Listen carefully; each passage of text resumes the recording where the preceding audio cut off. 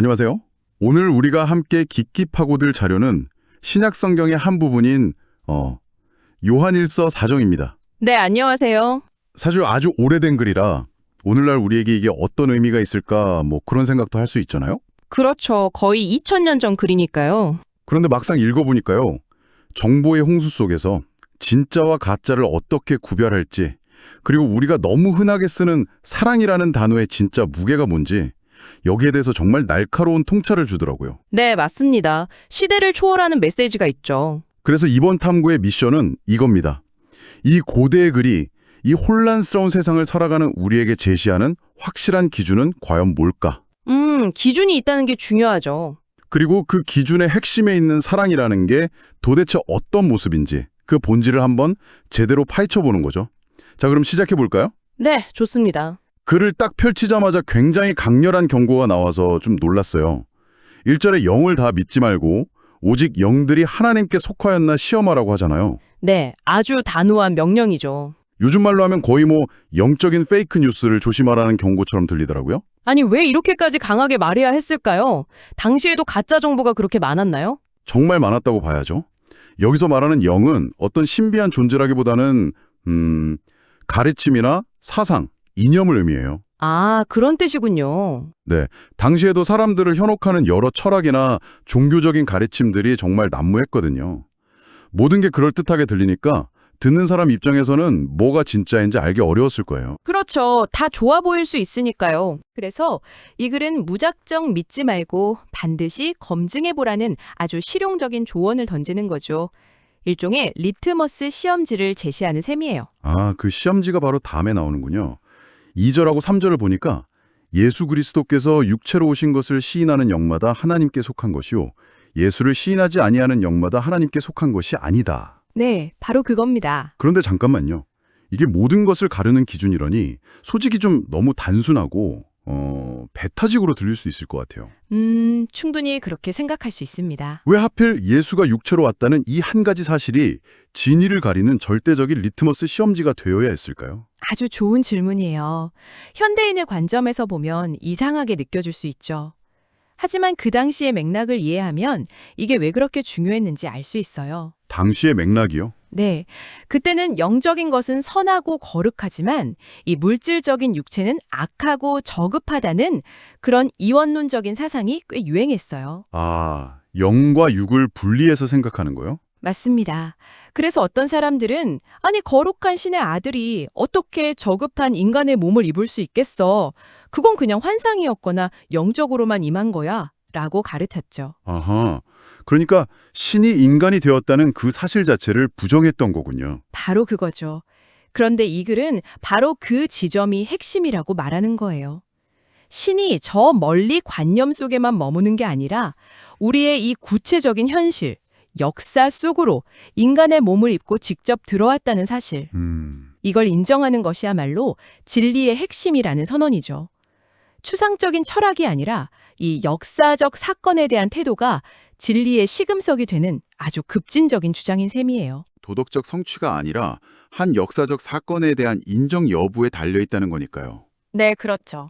그런데 5절을 보면 더 재미있는 말이 나와요. 저희는 세상에 속한 고로 세상에 속한 말을 하매 세상이 저희 말을 듣느니라. 이 말은 결국 그런 거짓 가르침이 오히려 더 인기가 많다는 뜻으로 들리는데요. 정확히 보셨어요. 세상은 세상의 논리, 그러니까 성공, 힘, 인기, 자기 개발 같은 가치관을 따라 움직이잖아요. 그렇죠.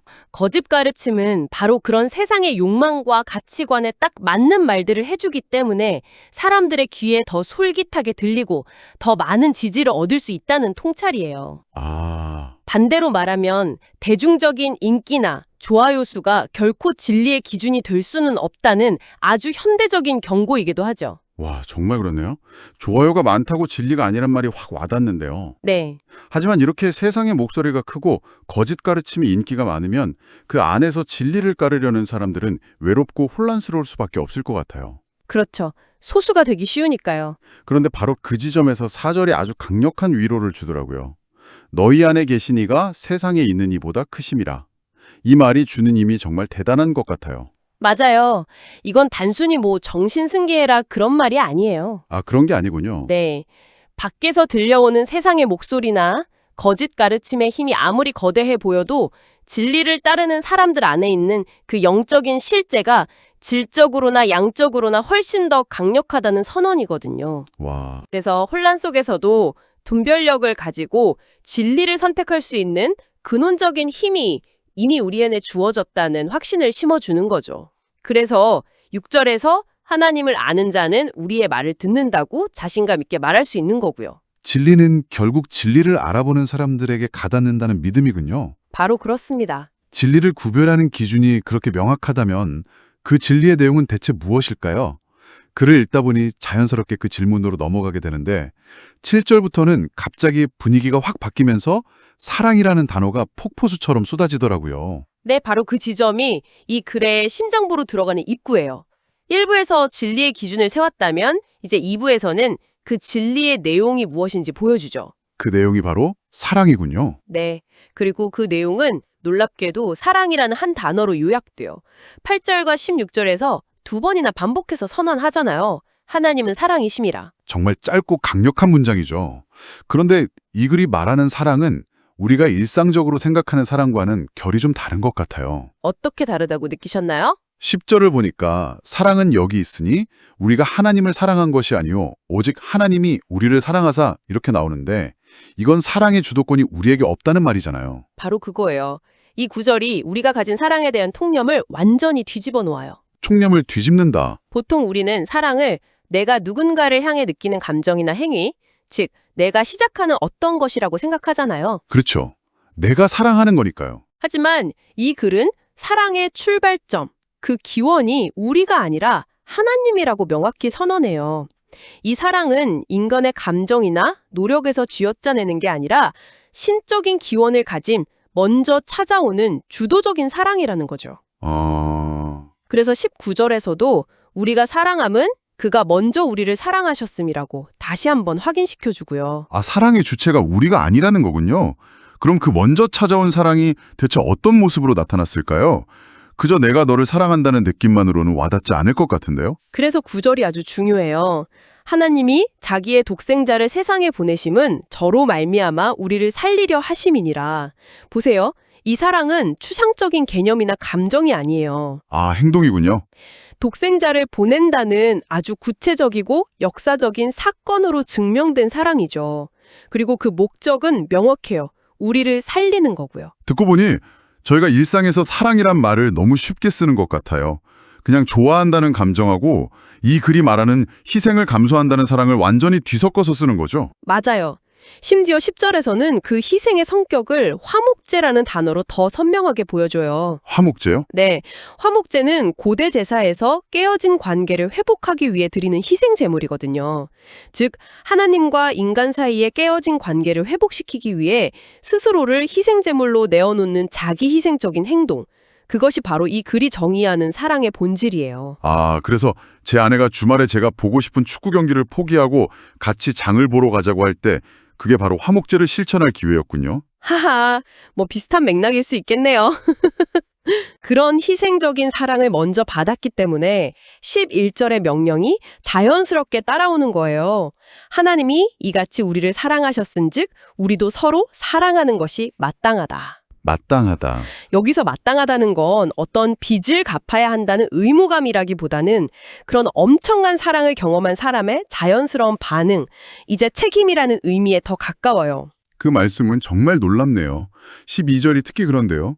어느 때나 하나님을 본 사람이 없으되 만일 우리가 서로 사랑하면 하나님이 우리 안에 거하시고 그 사랑이 우리 안에 온전히 이루느니라. 이 구절은 곱씹을수록 대단한 것 같아요. 그렇죠. 정말 심오한 통찰이죠. 보통 신을 경험하는 건 기도나 명상 같은 개인적이고 수직적인 활동이라고 생각하기 쉬운데 이 글은 가장 확실한 신적 체험의 장소가 바로 사람들 사이의 관계, 즉 수평적인 사랑의 현장이라고 말하는 거잖아요. 맞아요. 보이지 않는 하나님을 어떻게 경험할 수 있는가라는 아주 근본적인 질문에 대한 답이죠. 그 답이 바로 서로 사랑함이군요. 네, 이 글은 우리가 서로를 위해 희생하고 용서하는 바로 그 사랑의 관계 속에서 보이지 않는 하나님이 거하시고, 즉 드러나고 경험될 수 있다고 말해요. 하나님의 사랑이 하늘에 박제된 개념이 아니라 우리의 구체적인 사랑의 실천을 통해 이 땅에서 완성되고 실현된다는 의미예요. 와, 우리가 서로 사랑하는 행위 자체가 보이지 않는 하나님을 세상에 보여주는 가장 확실한 증거가 된다는 정말 혁명적인 통찰인 거죠. 어쩌면 가장 성스러운 공간이 따로 정해진 예배당이 아니라 우리가 누군가를 위해 내 시간을 쓰고 내 것을 내어주고 상처를 보듬어주는 바로 그 순간일 수도 있다는 뜻이겠군요. 바로 그렇습니다. 이제 마지막 부분에서는 이 사랑이 우리 삶에 어떤 실제적인 영향을 미치는지 이야기하는데요. 18절에 사랑 안에 두려움이 없고 온전한 사랑이 두려움을 내어 쫓나니 라는 구절은 정말 유명하잖아요. 네, 많은 분들이 좋아하시는 구절이죠. 사랑과 두려움이 어떻게 이런 반비례 관계를 맺게 되는 걸까요? 이 글은 두려움의 근원을 아주 명확하게 형벌과 연결해서 설명해요. 여기서 말하는 두려움은 그냥 막연한 불안감이 아니에요. 그럼 뭔가요? 내가 저지른 잘못에 대해 언젠가 대가를 치를 것이라는 그 심판과 처벌에 대한 근원적인 공포를 의미해요. 그런데 17절을 보면 우리가 그 하나님의 완전한 사랑 안에 있을 때 심판의 날에 오히려 담대함을 갖게 된다고 말하거든요. 두려움이 아니라 담대함이요? 네, 그 사랑이 우리를 정죄받을 거라는 공포로부터 완전히 자유롭게 하기 때문이죠. 더 이상 심판이 두렵지 않은 상태가 되는 거예요. 사랑이 나를 변호하고 지켜주는 튼튼한 방패 역할을 하는 셈이네요. 그렇죠. 그런데 여기서 그치지 않고 아주 현실적이고 날카로운 질문을 던져요.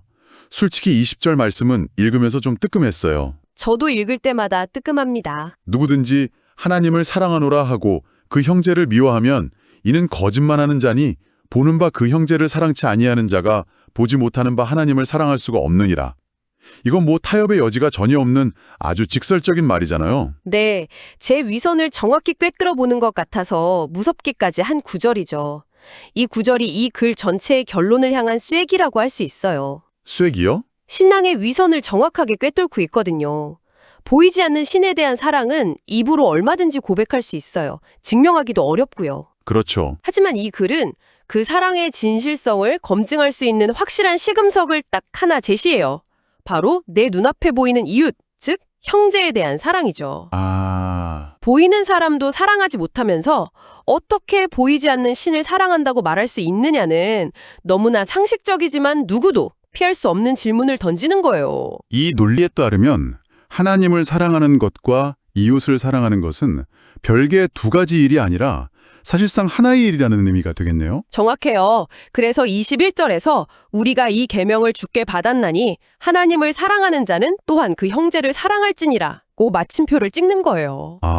이 둘은 분리할 수 없는 하나의 계명이라는 거죠. 신에 대한 수직적인 사랑과 인간에 대한 수평적인 사랑이 동전의 양면처럼 딱 붙어 있다는 걸 보여주는 이 글의 최종 결론이에요.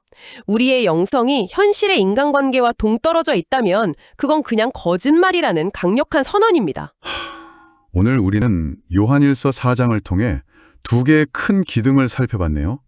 하나는 수많은 가르침 속에서 진리를 분별하는 명확한 기준, 즉 신이 인간의 역사 속으로 들어왔는가. 네? 다른 하나는 그 진리의 핵심 내용이자 모든 것을 아우르는 하나님의 본질로서의 사랑이었어요. 그렇죠. 기준과 내용. 그리고 그 사랑은 막연한 감정이 아니라 먼저 우리에게 찾아온 희생적인 행동이었고 그 사랑을 받은 우리는 결국 서로 사랑하라는 아주 구체적이고 실천적인 명령으로 이어진다는 것도 봤습니다. 네. 특히 보이지 않는 하나님을 향한 사랑은 눈에 보이는 이웃을 향한 사랑으로만 증명될 수 있다는 그 날카로운 통찰이 계속 마음에 남네요. 이 글은 결국 우리에게 두 가지 시험지를 동시에 제시하는 셈이에요.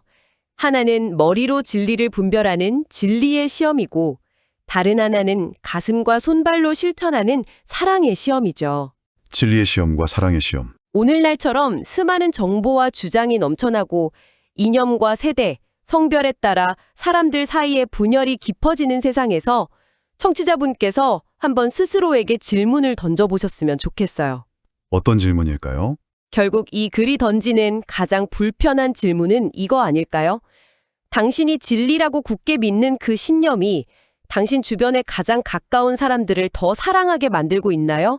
아니면 오히려 더 분열시키고 미워하게 만들고 있나요? 만약 후자라면 이 글에 따르면 그건 진리가 아닐 가능성이 높다는 거죠.